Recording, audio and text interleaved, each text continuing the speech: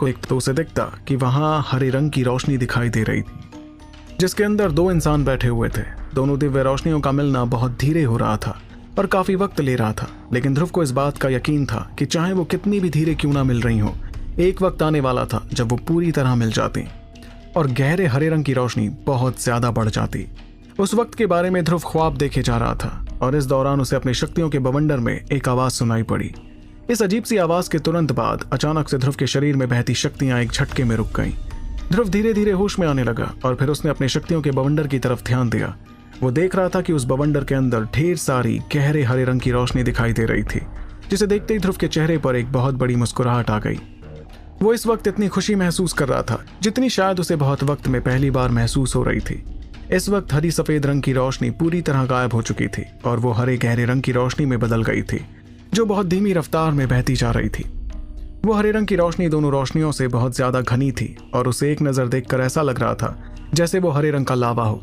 इस एहसास के साथ ही ध्रुव ने खुद से सवाल किया, क्या मैं अपने मकसद में कामयाब हुआ? ये सवाल करते वक्त ध्रुव काफी हैरान था और वो लगातार गहरे हरे रंग की रोशनी को देखे जा रहा था।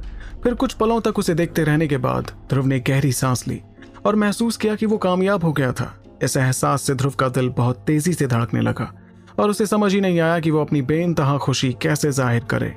ध्रुव ने यह दिन देखने के लिए कितना कुछ गंवाया था और बेसब्री से इस पल का ना जाने कब से इंतजार किया था। इस दौरान ध्रुव की आंखों से भी हल्के आंसू छलक पड़े और अचानक से उसके जहन में पुरानी बातें याद आ गईं। उसे अच्छी तरह याद था कि कैसे ताकत की कमी के चलते ध्रुव को वहान साम्राज्य से भागना पड़ा था और उसे पता चला कि कैसे उसका दल बुरी तरह तबाह हो गया था। इस बेइज्जती को महसूस कर ध्रुव अचानक अपने दांत पीसने लगा, क्योंकि वो ये सब झेलता आ रहा था सिर्फ इस दिन के लिए। फिर धीरे धीरे ध्रुव ने अपने जज्बातों पर काबू किया और अपनी गहरे हरे रंग की रोशनी को सीधे अंदरूनी जगह के अंदर भेजना शुरू किया। ऐसा करने के लिए ध्रुव को अपनी काफी अंदरूनी शक्तियों का इस्तेमाल करना पड़ा, लेकिन आखिरकार गहरे हरे रंग की रोशनी रूहानी जगह के अंदर चली गई। यह देखकर ध्रुव की खुशी का कोई ठिकाना ही नहीं रहा और वो अब अपनी ट्रेनिंग खत्म करने ही वाला था कि तभी अचानक उसे कुछ ऐसा दिखा कि वो परेशान होने लगा। दरअसल ध्रुव ने देखा कि जैसे ही गहरे हरे रंग की रोशनी उसकी रूहानी जगह के अंदर गई थी तो वो जगह अचानक से तेज रफ्तार में कांपने लगी।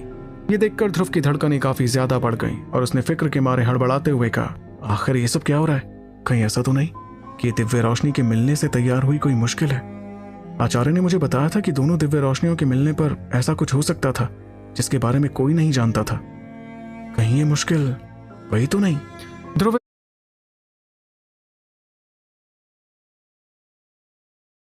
इस वक्त सोच भी नहीं पा रहा था कि अपने मकसद के इतने करीब आकर अगर कुछ गड़बड़ हुई तो वो कैसे खुद को संभाल पाता। इस तरह ध्रुव के दिल की धड़कनें लगातार बढ़ती गईं और जब वो पूरी तरह पागल